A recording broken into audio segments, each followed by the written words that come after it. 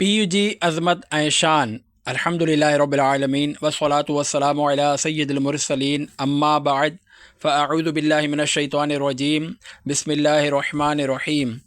पीर जी अज़मत ऐं शान दुरूद शरीफ़ जी फ़ज़ीलत फ़रमाने आख़िरी नबी सल्लल्लाहु अलैहि वसल्लम जंहिं किताब में मूं ते दुरूद पाक लिखियो त जेसिताईं मुंहिंजो नालो उन किताब में रहंदो फ़रिश्ता उन जे लाइ इस्तिग़फ़ार बख़्शिश जी दुआ कंदा रहंदा। सल्लु अलल हबीब सल्लल्लाहु अला मुहम्मद वालिहि व स्वहाबिहि व बारक वसल्लम। माउ जी महबत सां गॾोगॾु पीउ सां महबत जो बि इज़हार थियणु घुरिजे। प्यारा प्यारा इस्लामी भाइरो, वालिदैन जी ख़िदमत तमामु वॾी सआदत आहे। कुझु माण्हू वालिदैन जी ख़िदमत ऐं बरकत खां तमामु घणो परे थी वेंदा आहिनि। उहे हीअ ॻाल्हि नथा सम्झनि त उहे केतिरियूं वॾियूं हस्तियूं आहिनि।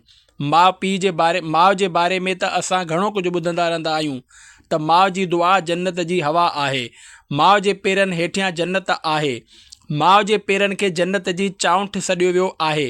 माउ माउ हूंदी आहे, हिन में को बि शक न आहे त माउ जो कंहिंसां बि मुक़ाबिलो नथो करे सघिजे। माउ जो दुनिया में को बि नेमुल बदल न आहे। पर पीउ जी ख़िदमत ऐं अदब ऐं एहतराम जे हवाले सां इहा शइ नज़र नथी अचे जेका अचणु घुरिजे, ऐं न ई पीउ सां एतिरी महबत जो इज़हार कयो वेंदो आहे जॾहिं त असांजी ज़िंदगी में पीउ जी हिकु ख़ासि अहमियत ऐं किरदारु आहे।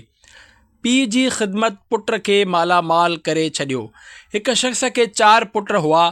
हू बीमार थियो त हुन जे हिकु पुट पंहिंजे भाइरनि जे अॻियां हिकु अजीब फार्मूलो पेश कयो त अव्हां टई गॾिजी बाबा जी तीमारदारी कयो। जॾहिं अव्हां एतिरी वॾी नेकी कमाईंदव त पोइ विरासत मां हिसो न वठिजो, या मूंखे इहो कमु ॾियो त मां बाबा जी तीमारदारी कयां, सॼी ख़िदमत बजा आणियां ऐं विरासत मां बि हिसो न वठां। वॾी अजीब ॻाल्हि हुई। पैसा केरु छॾींदो आहे, पर इहो भाउ ॼाणे पियो त पीउ जी ख़िदमत जो एतिरो अजर आहे। तंहिं करे टिनी भाइरनि चयो, हिन खां वधीक बहितर ॿी कहिड़ी ॻाल्हि हूंदी। तूं ई बाबा जी ख़िदमत कर ऐं विरासत मां बि कुझु न वठि।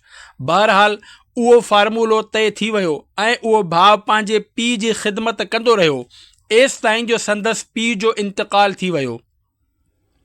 उन ख़िदमतगार पुट विरासत मां को बि हिसो न वरितो, छो त वाइदो कयो हुयाईं त मां पीउ जी ख़िदमत कंदुसि त विरासत मां बि हिसो न वठंदुसि। हाणे छा थियो? हिकु राति हू सुतो त ख़्वाब में खेसि आवाज़ आयो। को चवण वारो चई रहियो हो त फ़िलाणी जाइ ते वञ ऐं उते 100 दीनार याने 100 सोन जा सिक्का मौजूदु आहिनि, उहे खणी वठि। हुन शख़्स ख़्वाब में ॿुधाइण वारे खां पुछियो त छा इन्हनि 100 दीनारनि में बरकत आहे? हुन चयो, इन्हनि में बरकत न आहे। सुबुह जो उथी हुन शख़्स पंहिंजी ज़ाल खे ॿुधायो, मूंखे ख़्वाब में हिकु जाइ ॿुधाई वई आहे त उते 100 दीनार आहिनि, पर मूं खणण खां इनकार करे छॾियो छो त इन्हनि में बरकत न आहे।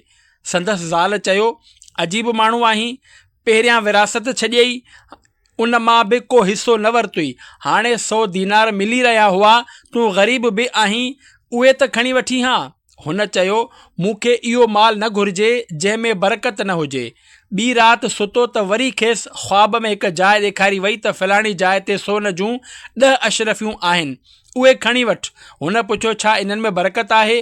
चयो वियो, न, इन्हनि में बरकत न आहे। सुबुह जो उथी हुन शख़्स ज़ाल खे ॿुधायो त संदसि ज़ाल चयो, अजीब माण्हू आहीं, 100 दीनारनि खां 10 ते अची वियो आहीं, 10 त खणी वठी हां। चयाईं, जिन में बरकत न आहे त उहे मूंखे न घुरिजनि। 3 राति सुतो त वरी ख्वाब में खेसि हिकु जाइ ॾेखारी वई त उते 1 दीनार आहे, उहो खणी वठि। हुन पुछियो, छा इन में बरकत आहे? ख्वाब में ॿुधायो वियो त हा, इन में बरकत आहे। तंहिं करे उहो शख़्स सुबुह जो उथी उन जाइ ते वियो ऐं उतां 1 दीनार खणी आयो। उन खां पोइ हुन उन दीनार मां घर वारनि लाइ 2 मच्छियूं ख़रीद कयूं त जेकॾहिं ॿियो कुझु न त घर वारनि खे सुठो खाधो त खारायां। जॾहिं घर आयो ऐं हिन ॿिन्ही मच्छियुनि जो पेट चीरियो त उन्हनि ॿिन्ही मच्छियुनि जे पेट मां हिकु हिकु मोती निकितो। उहे तमामु अजीब ऐं ग़रीब मुनफ़रिद यूनिक मोती हुआ। हिन उन्हनि ॿिन्ही मोतियुनि खे पाण वटि रखी छॾियो। उन ॾींहुं बादशाह हुकुम जारी कयो त मूंखे हिन रंग ऐं हिन डिज़ाइन जो मोती घुरिजे। बादशाह जा नुमाइंदा सॼे शहर जे ज़ेवरनि जे दुकाननि ते विया पर किथां बि उहे मोती न मिली सघियो। आख़िरकार ख़बर पई त फलाणे महले में हिकु माण्हू आहे जंहिंजे मच्छी जे पेट मां अहिड़ो मोती निकितो आहे जहिड़ो माण्हुनि अॻु में न ॾिठो आहे। माण्हू पुछंदा पुछंदा हुन जे दरवाज़े ताईं अची पहुता। जॾहिं मोती ॾिठाऊं त चयाऊं बादशाह खे अहिड़ो ई मोती घुरिजे। जॾहिं बादशाह खे उहो मोती ॾेखारियो वियो त हुन बि चयो त हा इहो ई मोती आहे।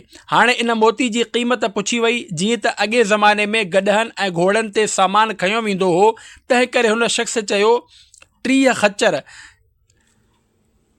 याने सोन जा 30 सोन। बादशाह 30 खच्चरनि ते सोन सां भरियल ॿोरियूं रखाए उन खां उहो मोती ख़रीद करे वरितो। 1 दीनार जे बरकत सां केतिरो माल गॾु थी वियो। उहो बि अञा रुगो हिकु मोती ई विकिरो थियो आहे। बादशाह उहो मोती खणी उन कम जे माहिर खे ॾिनो। हुन बादशाह खे चयो हिकु मोती सां ख़ूबसूरती न ईंदी, उन जी जोड़ी हुजणु घुरिजे। जॾहिं हिन तरह जो हिकु ॿियो बि मोती मिलंदो तॾहिं उन जी असल क़ीमत बणिबी। बादशाह चयो हिकु ॿियो बि मोती मिलंदो तॾहिं इन जी असल क़ीमत बणिबी। बादशाह चयो हिकु ॿियो मोती बि ॻोल्हियो जेतोणीकि ॿीणी क़ीमत ॾियणी पवे। पोइ मोती ॻोल्हियो वियो पर किथे बि न मिलियो। माण्हू ॿीहर उन ई शख़्स जे दरवाज़े ते पहुता। खाइन्स पुछियाऊं छा तो वटि अहिड़ो ॿियो बि मोती आहे? हुन वराणियो अहिड़ो ॿियो मोती त आहे पर उहो अव्हांखे ॿीणी क़ीमत ते मिलंदो। तंहिं करे हुननि उन शख़्स खां 60 खच्चर सोन जे बदिले में उहो मोती ख़रीद कयो।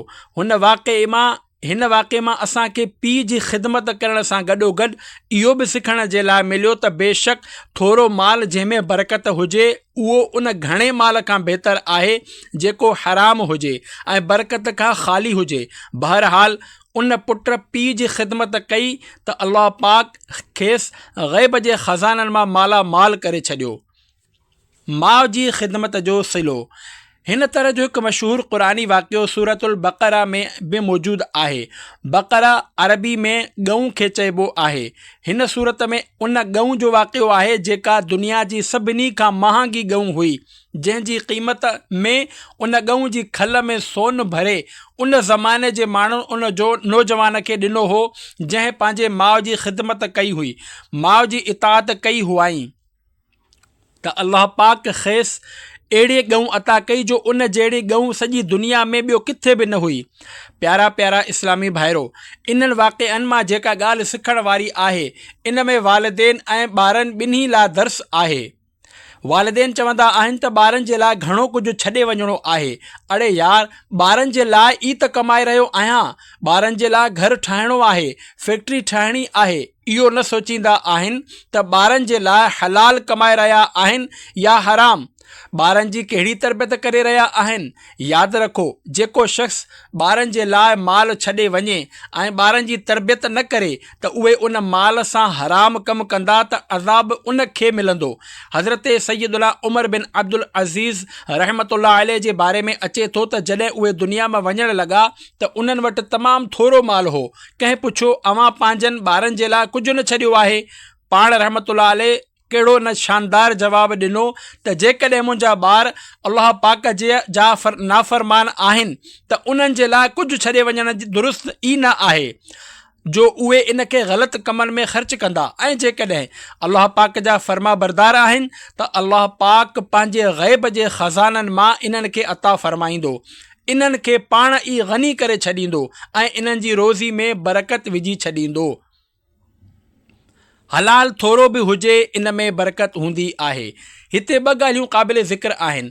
पहिरीं ॻाल्हि, नेक औलाद जेका वालिदेन जे छॾियल माल खे दुरुस्त तरीक़े सां इस्तेमालु करे, ऐं ॿी ॻाल्हि हलाल माल। जेकॾहिं हलाल माल थोरो बि हुजे त अल्लाह पाक उन थोरे माल में बि औलाद जे लाइ बरकत विझी छॾींदो आहे। दुनिया में केतिरा ई अहिड़ा मिसाल मौजूदु आहिनि त अरबपति माण्हू पंहिंजनि ॿारनि जे लाइ तमामु वॾो कारोबार छॾे दुनिया मां हलिया वेंदा आहिनि ऐं उन्हनि जी औलाद ग़लति कमनि में लॻल हूंदी आहे। थोरे ई अरसे में समूरो कारोबार तबाह थी वेंदो आहे। पर ग़रीब माण्हू कॾहिं कॾहिं दुनिया मां वेंदो आहे ऐं उन जे लाइ औलाद नेक हूंदी आहे। अल्लाह पाक उन्हनि खे एतिरो नवाज़ींदो आहे ऐं उन्हनि जे माल में बरकत फरमाईंदो आहे जो उहे पंहिंजे पीउ खां बि कारोबार में अॻिते निकिरी वेंदा आहिनि। अल्लाह पाक खां हलाल रोज़ी घुरणु घुरिजे त मौला जेको बि ॾे हलाल ॾे, बरकत वारो ॾे, ख़ैर ऐं सुकून वारो ॾे। हलाल भले थोरो ई हुजे, उहो तमामु घणो बरकत वारो हूंदो आहे। केतिरा ई करोड़पति माण्हू अहिड़ियुनि बीमारियुनि में मुब्तला हूंदा आहिनि जो सॼी राति पासा वराईंदा रहंदा आहिनि पर खेनि निंड न ईंदी आहे। जॾहिं त हिकु रेड़ो लॻाइण वारो ग़रीब माण्हू राति जो सुकून जी निंड सुम्हंदो आहे, 5 वक़्त जो नमाज़ी हूंदो आहे ऐं उन जा ॿार फर्मा बरदार हूंदा आहिनि। मालूम थियो त असल शइ दिलि जो सुकून, पीस ऑफ हार्ट आहे। ॾोकड़ ज़रूरी न आहिनि, दिलि जो सुकून ज़रूरी आहे। वालिद छांव ॾियण वारो वणु आहे। यादि रखो, वालिद उहो छांव ॾियण वारो वणु आहे जेको सिज जी तपिश पाण सहंदो आहे ऐं ॿारनि खे सायो मुहैया कंदो आहे। ॾींहुं राति कमु कंदो आहे त ॿार ख़ैर सां खाधो खाइनि। असांखे ख़बर न पवंदी आहे पर वालिद पंहिंजूं ख़्वाहिशूं क़ुर्बान करे असांखे ई खाराए रहियो हूंदो आहे ऐं असांजूं फरमाइशूं पूरियूं करे रहियो हूंदो आहे। जॾहिं ॿार बाज़ार में वञी फरमाइश कंदो आहे त बाबा हीअ शइ घुरिजे ऐं वालिद ॾिसंदो आहे त संदसि खीसे में एतिरा पैसा ई न आहिनि पर ॿारु तमामु घणो ज़िद करे रहियो हूंदो आहे त वालिद पंहिंजे बजट खे पासे ते रखी बि पंहिंजे ॿार जी ख़्वाहिश पूरी कंदो आहे। इहो असांजे वालिद असां सां कयो आहे ऐं अव्हां जे वालिद बि अव्हां सां कयो हूंदो त पाण तकलीफ़ूं बर्दाश्त कयूं पर ॿारनि लाइ आसानियूं फ़राहम कयूं। यादि रखो, वण जे पननि जे हेठियां छांव हूंदी आहे पर वणु मथां तमामु घणो गरम हूंदो आहे छाकाणि त उहो समूरी तपिश पंहिंजे मथां खणंदो आहे। अल्लाह पाक वालिद जे सूरत में एॾी वॾी नेमत अता कई आहे जेको आङुर झले हलणु सेखारींदो आहे। वालिद हमेशह चाहींदो आहे त मुंहिंजो पुटु तरक़ी करे। दुनिया में आम तौर ते माण्हू कंहिंखे तरक़ी कंदो ॾिसणु पसंदि न कंदा आहिनि, हसद जो शिकार थी वेंदा आहिनि। पर पीउ उहा हस्ती आहे जो जॾहिं उनजो पुटु तरक़ी कंदो आहे त खेसि ख़ुशी थींदी आहे, छो त वालिद ऐं औलाद जो रिश्तो बेलोस रिश्तो आहे। हू पाण ॾुख ऐं तकलीफ़ बर्दाश्त कंदो आहे पर पंहिंजनि ॿारनि खे ग़मगीन थियणु न ॾींदो आहे। जेकॾहिं ॿारु मायूस थी वञे त कंहिं मुश्किल में अची वञे त हू उनजो हौसलो वधाईंदो आहे, उनखे चवंदो आहे पुट घबराए न, मां जो वेठो आहियां। हालांकि हू पाण बि घबरायल हूंदो आहे, हू पाण बि परेशान हूंदो आहे पर घर में कंहिंखे न ॿुधाईंदो आहे त मुंहिंजे मथां केतिरियूं परेशानियूं प्रॉब्लम्स आयल आहिनि। इनखे ख़बर आहे त जेकॾहिं ॿारनि खे या ॿारनि जी माउ खे ॿुधाईंदुसि त इहे सभु बि परेशान थी वेंदा। इन्हनि खे परेशान करण जी कहिड़ी ज़रूरत आहे? अड़े मां आहियां न, मुंहुं ॾेई वेंदुसि। पोइ कॾहिं कर्ज़ु खणंदो आहे त कॾहिं मुश्किल ज़िंदगी गुज़ारींदो आहे पर पंहिंजे ॿारनि खे कंहिं बि क़िस्म जो कोसो वाह लॻणु न ॾींदो आहे। माउ पीउ जी ख़िदमत करण वारा ख़ुशनसीब हूंदा आहिनि। हिकु वक़्तु ईंदो आहे जॾहिं ॿारु जवान ऐं वालिद पोड़ो थी वेंदो आहे। हाणे ॿार जो वारो आहे त हू पीउ जी ख़िदमत करे। यादि रखो, जेकॾहिं असां सॼी ज़िंदगी बि माउ पीउ जी ख़िदमत कयूं त बि उन्हनि जो अहसान ऐं बदिलो नथा लाहे सघूं, छाकाणि त उन्हनि असांजी ख़िदमत उन वक़्तु कई जॾहिं असांखे हलणु न थिए आयो, खाधो खाइणु न थिए आयो, असां बेलिबास ऐं कमज़ोर हुआसीं। उन्हनि हिमत कई ऐं असांखे पाले निपाए हिकु मज़बूत वणु बणायो। हाणे जॾहिं उन्हनि जी ख़िदमत करण जो वक़्तु आहे त असांखे सआदत सम्झी उन्हनि जी ख़िदमत करणु घुरिजे। ख़ुशनसीब आहे उहो औलाद जंहिंखे माउ पीउ जी ख़िदमत करण जो मौक़ो मिलंदो आहे, न त केतिरा ई माउ पीउ अहिड़ा हूंदा आहिनि जो ख़िदमत जो मौक़ो ई न ॾींदा आहिनि। असांजी ख़िदमत कंदे कंदे दुनिया में हलिया वेंदा आहिनि।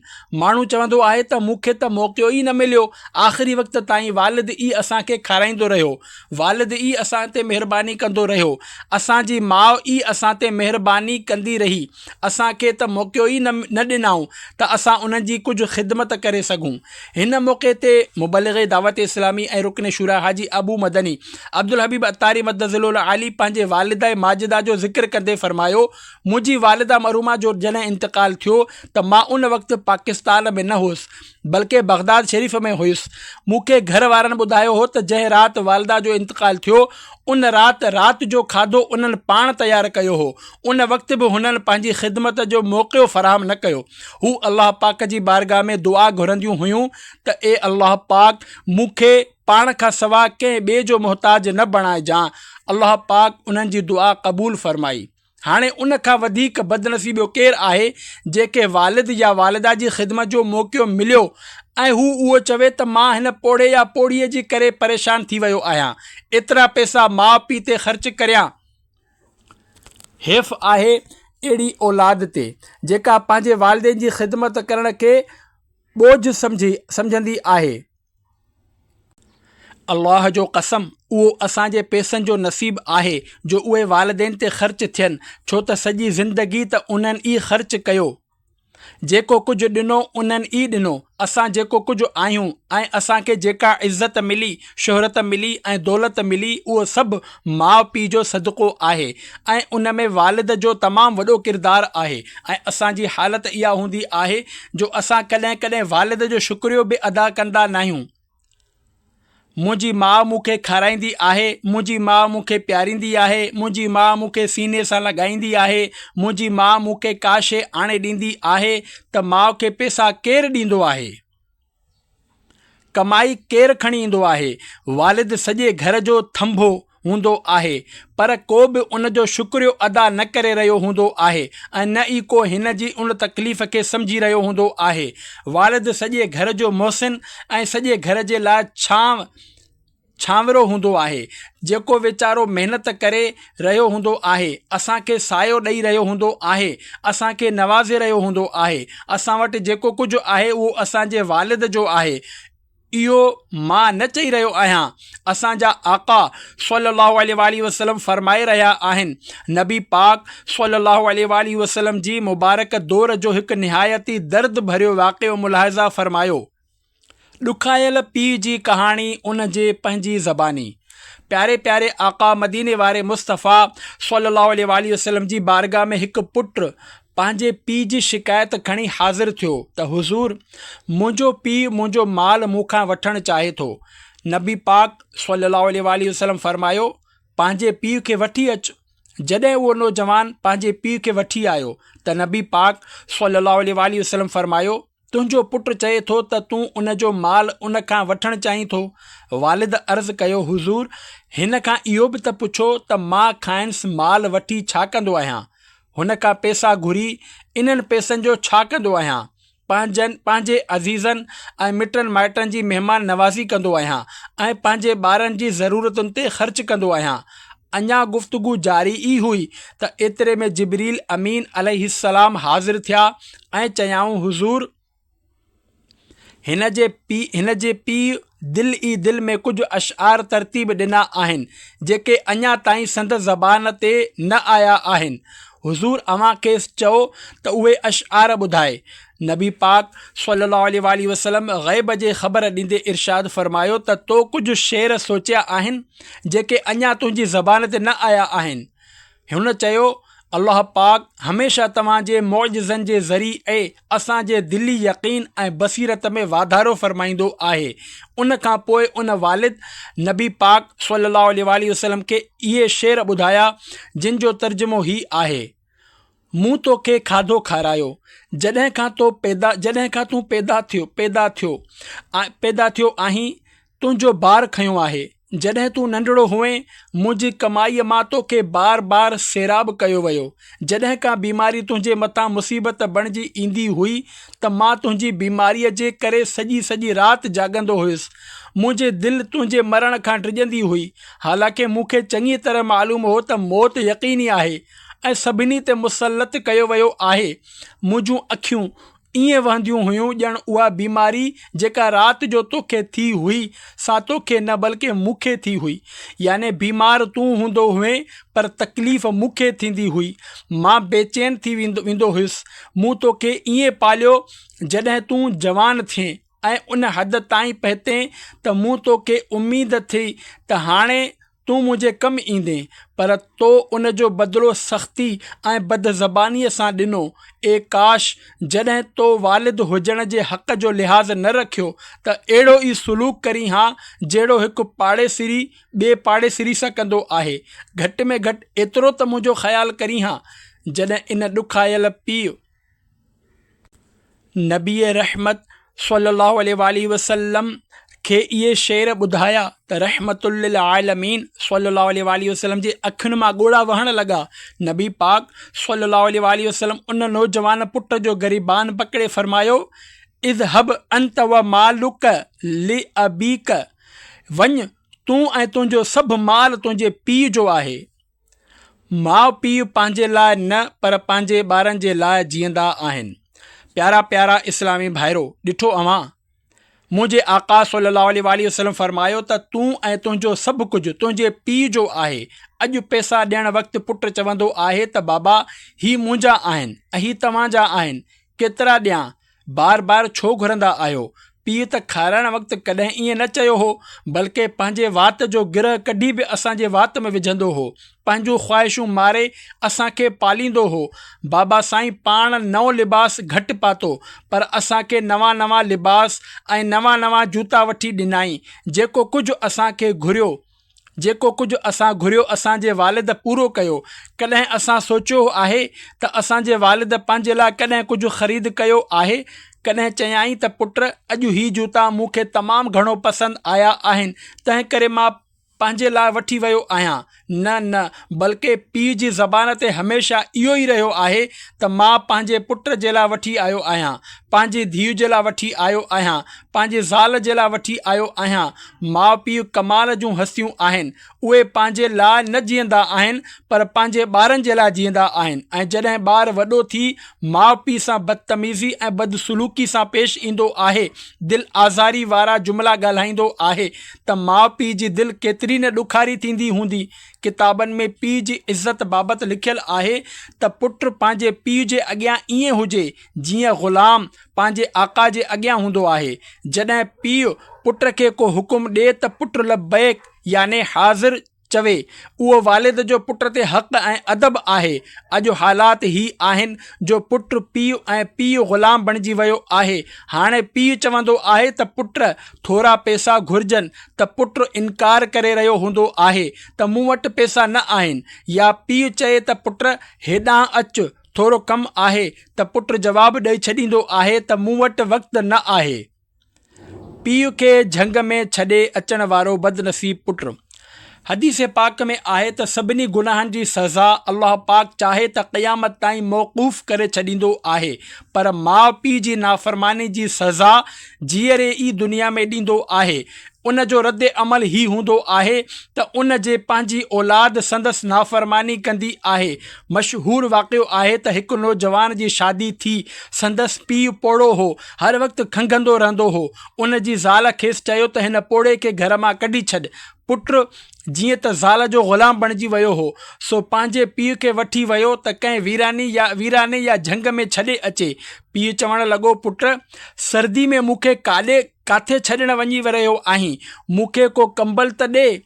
संदसि पुट सां गॾु उन नौजवान जो नंढड़ो पुटु बि हो। उहो पंहिंजे ॾाॾे खे चवणु लॻो, ॾाॾा जान मां तव्हांजे लाइ कंबल खणी थो अचां।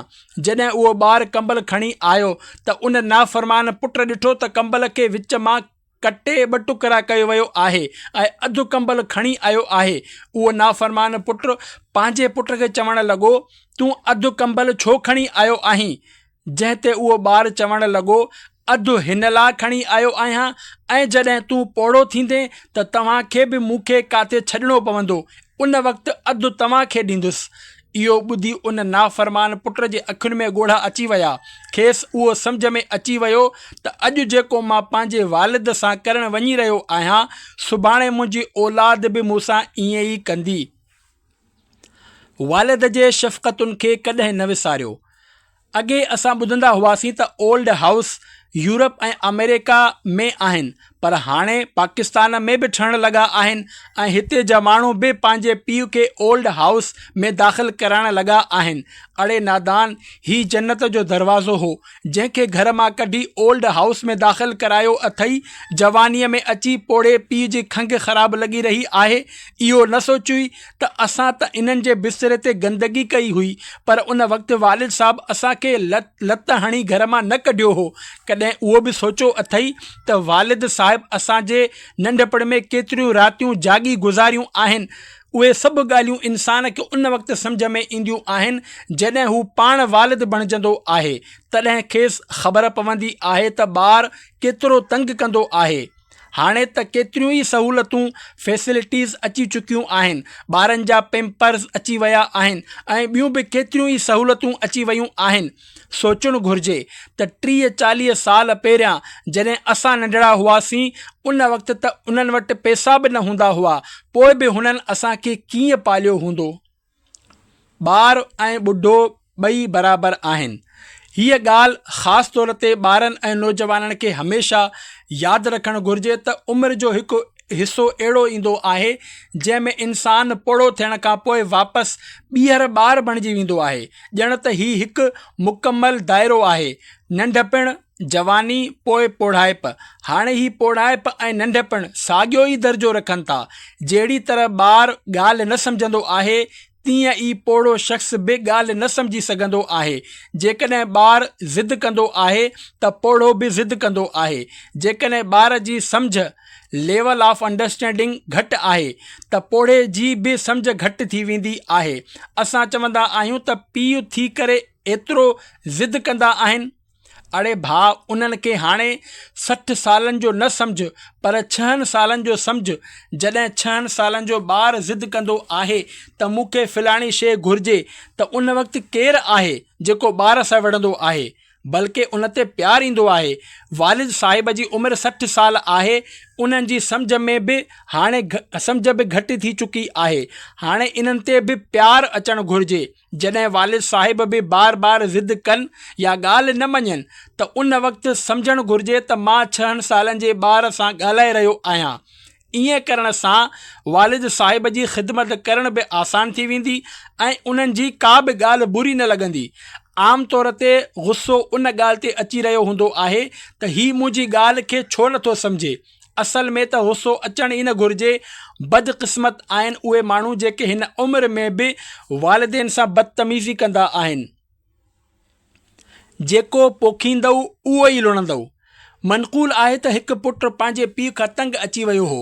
हुन पंहिंजे पीउ खे गाॾी में वेहारियो ऐं मनसूबो ठाहियईं त फलाणे नहर दरिया जे किनारे ते पहुची खेसि दरिया में धिको ॾेई छॾींदुसि। जॾहिं हू पंहिंजे पीउ खे वठी उन दरिया जे पुल ते पहुतो त संदसि पीउ सम्झी वियो ऐं चवणु लॻो, पुट हिते न, थोरो अॻिते हल जिते पाणी गहिरो आहे, वॾो घणो आहे, उन जाइ तां मूंखे धिको ॾिजां। पुटु चवणु लॻो, ही तव्हां छा चई रहिया आहियो? हुन जे पीउ वराणियो, छो त मूं बि पंहिंजे पीउ खे हिन ई जाइ ते धिको ॾिनो हो। अॼु जेको तूं मूंसां करे रहियो आहीं, मूं बि पंहिंजे पीउ सां ईअं ई कयो हो, जंहिंजो बदिलो अॼु मूंखे मिली रहियो आहे। हीअ दुनिया मकाफ़ाती अमल आहे। जेका औलाद पंहिंजे वालिद जो अदब कंदी आहे त अॻिते हली उन जी औलाद बि संदसि अदब कंदी आहे। जेकॾहिं अव्हां खे किथे ॿार पंहिंजे वालिद जा हथ चुमंदा नज़र अचनि त उन खां वञी पुछिजो त लॻे थो तव्हां पंहिंजे वालिद जो अदब एतिराम कयो हूंदो। हू ज़रूरु चवंदो त अल्हम्दुलिल्लाह, मूं पंहिंजे वालिद जो एतिराम कयो आहे।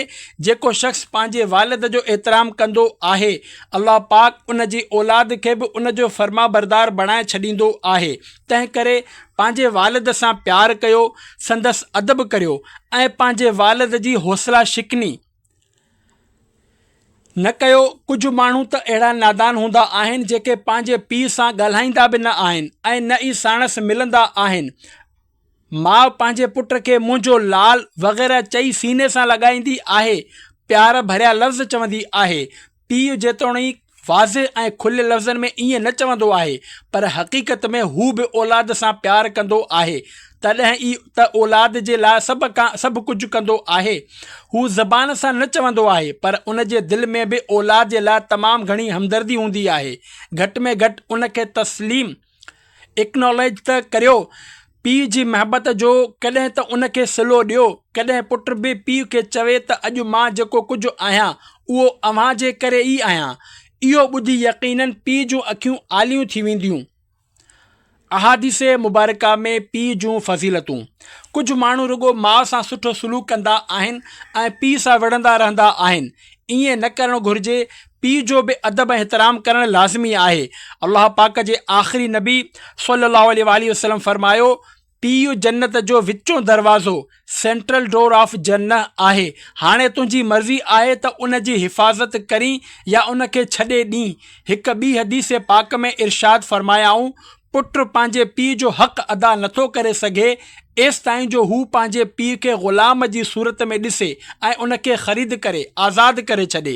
हिकु ॿिए मौक़े ते हदीस पाक में तमामु अहम ॻाल्हि इरशाद फरमायाऊं त रब जी रिज़ा पीउ जी रज़ामंदी में आहे ऐं रब जी नाराज़गी पीउ जी नाराज़गी में आहे।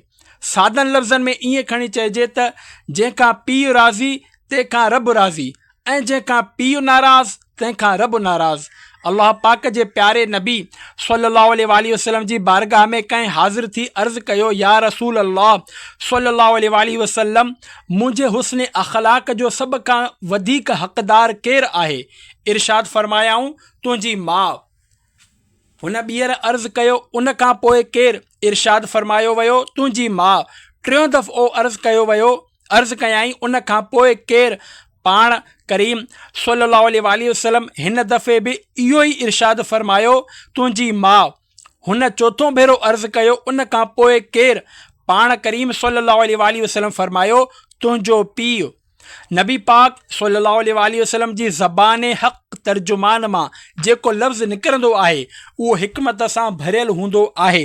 आख़िरकार हुज़ूर अकरम सल्लल्लाहु अलैहि वसल्लम 3 दफ़ा माउ जे बारे में हिकु ई दफ़ो वालिद जे बारे में छो फरमायो?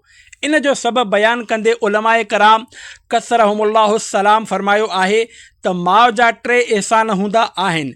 हिकु, माउ 9 महीना ॿार खे पेट में पालींदी आहे। 2, विलादत जे वक़्त जी तकलीफ़ बर्दाश्त कंदी आहे। 3, ॿार जी परवरिश कंदी आहे। जॾहिं त पीउ जो हिकु एहसान हूंदो आहे त हू ॿार जी परवरिश कंदो आहे।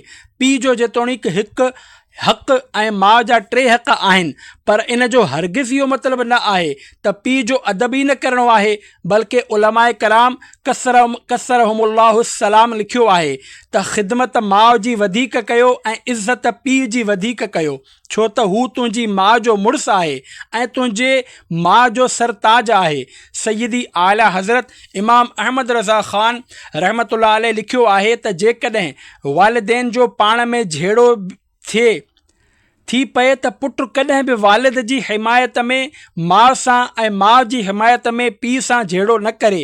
पुट खे कंहिंसां बि विढ़ण जी इजाज़त न आहे। खेसि उते बि अदब जो दामन पकड़णु लाज़िम आहे। हर निगाह जे बदिले में हिकु मक़बूल हज जो सवाबु। यादि रखो, माउ पीउ ॿई एहतराम जे लाइक़ु हस्तियूं आहिनि। ॿिन्ही जो अदब ऐं एहतराम कयो ऐं उन्हनि खे मोहबत वारी निगाह सां ॾिसी मक़बूल हज जो सवाबु कमायो। हदीस पाक में आहे, जेका नेक औलाद पंहिंजे वालिदैन ॾांहुं मोहबत जे नज़र सां ॾिसंदी आहे त अल्लाह पाक उन जी हर निगाह जे बदिले में हिकु मक़बूल हज जो सवाबु लिखंदो आहे। हज जो सवाबु घर में मौजूदु आहे, पर मोहबत वारी निगाह बि हुजणु घुरिजे। अॼुकल्ह जी औलाद तेज़ निगाहुनि ऐं ड्रेजारण वारियूं नज़रुनि सां पंहिंजे वालिदैन खे ॾिसंदी आहे। अहिड़ी औलाद ते अफ़सोस आहे जंहिंसां ॻाल्हाईंदे वालिदैन डिॼंदा हुजनि। माउ जंहिं पुट सां ॻाल्हाइण खां डिॼी रही आहे त ॻाल्हाईंदसि त पुटु विढ़ंदो उलझंदो, उहा धीउ जंहिंसां ॻाल्हाईंदी माउ डिॼी रही आहे त अहिड़ो पुटु ऐं अहिड़ी धीउ कहिड़े कम जा आहिनि? हुअणु त ईअं घुरिजे त जॾहिं माउ पीउ का ॻाल्हि चवनि त जवाब में लब्बैक जी सदा अचे, छाकाणि त इहो अंदाज़ असांखे शरीअत सेखारे थी, पर अॼु औलाद इन ॻाल्हि खे नथी सम्झे। फ़ौत थी वियल वालिदैन खे राज़ी करण जो तरीक़ो। केतिरा ई माण्हू अहिड़ा हूंदा आहिनि जिन जा वालिदैन खाइण नाराज़गीअ जे हालत में दुनिया में हलिया वेंदा आहिनि। औलाद उन्हनि खे राज़ी न कंदी आहे। खेनि बाद में अहसासु थींदो आहे त असां इहो छा करे छॾियो। यादि रखो, पीउ राज़ी त रब राज़ी। जेकॾहिं कंहिंजा वालिदैन नाराज़गीअ जी हालत में दुनिया मां रुख़्सत थी चुका आहिनि त उलमाए कराम कसरहुमुल्लाहु सलाम लिखियो आहे त हाणे औलाद खे घुरिजे त वालिदैन जे ईसाले सवाब लाइ ख़ूब नेकियूं करे ऐं उन्हनि जे लाइ दुआए मग़फ़िरत कंदी रहे। यादि रखो, नेकियूं सिर्फ़ु पैसनि सां ई न थींदियूं आहिनि या रुगो मस्जिद ठाहिण ई नेकी न आहे, नमाज़ पढ़ण बि नेकी आहे ऐं क़ुरान पाक जी तिलावत करण बि नेकी आहे। जेका औलाद पंहिंजे वालिदैन जे मग़फ़िरत लाइ दुआ कंदी रहे त अल्लाह पाक जी रहमत मां उम्मीद आहे त हू उन्हनि जे रूह खे उन्हनि सां राज़ी करे उन्हनि खे फ़र्मा बरदारनि में शामिल फ़रमाए छॾे। वालिदैन जे लाइ दुआ घुरण जो तरीक़ो। अञा बि वक़्तु आहे। पंहिंजी बक़ाया ज़िंदगी में पंहिंजे वालिदैन जे लाइ दुआऊं घुरो। क़ुरान पाक में अल्लाह पाक वालिदैन जे लाइ दुआ घुरण जो तरीक़ो बयानु कंदे इरशाद फ़रमायो आहे, वक़ुर रब्बिरहमहुमा कमा रब्बयानी सग़ीरा। तर्जुमो कंज़ुल इरफ़ान। ऐं दुआ कर त ए मुंहिंजा रब, तूं उन्हनि ॿिन्ही ते रहम कर जीअं उन्हनि ॿिन्ही मूंखे नंढपण में पालियो। अल्लाह पाक असांजे वालिदैन ते रहम फ़रमाए ऐं उन्हनि खे जन्नत नसीब फ़रमाए। हिन मौक़े ते रुकने शुरा हाजी अब्दुल हबीब अत्तारी मद्दज़िलुल आली पंहिंजे वालिद माजिद जो ज़िक्र कंदे फ़रमायो, मुंहिंजो वालिद साहिब जंहिं मूंखे आङुर खां पकड़े हलणु सेखारियो आहे, कुझु ॾींहं बीमार रहिया। जेकॾहिं ईअं चइजे त अल्लाह पाक जी राह में विया हुआ त इहा ॻाल्हि ग़लति न थींदी, छो त हू मस्जिद में नमाज़ पढ़ण लाइ विया हुआ। उते ओचितो किरी पिया ऐं खेनि मथे में धकु लॻणु लॻो, जंहिंजे करे हू अस्पताल में दाख़िल थिया ऐं पोइ ॿीहर घर ॾांहुं न अची सघिया। अल्लाह पाक उन्हनि जा दर्जात बुलंद फ़रमाए ऐं उन्हनि जे सदक़े असांजी मग़फ़िरत फ़रमाए। वाक़ई वालिदैन अज़ीम हस्तियूं आहिनि। अल्लाह पाक असांखे उन्हनि अज़ीम हस्तियुनि जो क़द्र करणु नसीब फ़रमाए। आमीन बिजाहे ख़ातमिन नबीयीन सल्लल्लाहु अलैहि वसल्लम। रिज़्क़ में वाधारे जो नुस्ख़ो। फ़रमाने मुस्तफ़ा सल्लल्लाहु अलैहि वसल्लम, जंहिंखे इहा ॻाल्हि पसंदि आहे त संदसि उमिरि ऐं रिज़्क़ में वाधारो कयो वञे त उनखे घुरिजे त पंहिंजे वालिदैन सां सुठो सलूक करे ऐं पंहिंजे रिश्तेदारनि सां सिले रहमी करे। मसनद इमाम अहमद मसनद अनस बिन मालिक 530/4 हदीस 13-8-12। रोज़ी में बेबरकती जो सबब। फ़रमाने मुस्तफ़ा सल्लल्लाहु अलैहि वसल्लम, जॾहिं बानो माउ पीउ जे लाइ दुआ घुरणु छॾे ॾींदो आहे त उन जो रिज़्क़ बंदि थी वेंदो आहे। कंज़ुल उम्माल जुज़ 16 201/8 हदीस 45-5-48। सल्लु अलल हबीब सल्लल्लाहु अला मुहम्मद व आलिहि व अस्हाबिहि व बारक वसल्लम।